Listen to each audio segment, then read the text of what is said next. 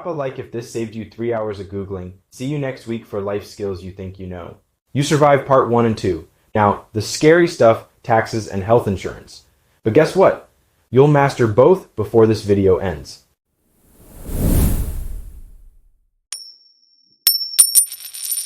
Taxes aren't hard. You just need the right tools. Here's your cheat sheet.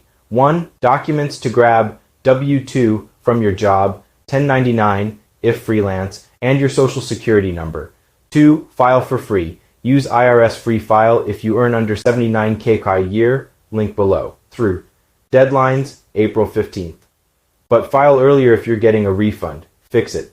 Tip: missed the deadline? File ASAP to reduce penalties. The IRS won't arrest you, they just want their money.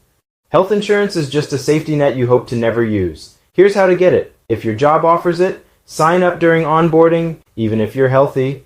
If not, check Healthcare.gov during open enrollment, November, January. Broke? Apply for Medicaid. Income limits are higher than you think. Fix it. Tip: uninsured and hurt. Ask hospitals about charity care or payment plans. Drop a like if this saved you 3 hours of Googling. See you next week for life skills you think you know.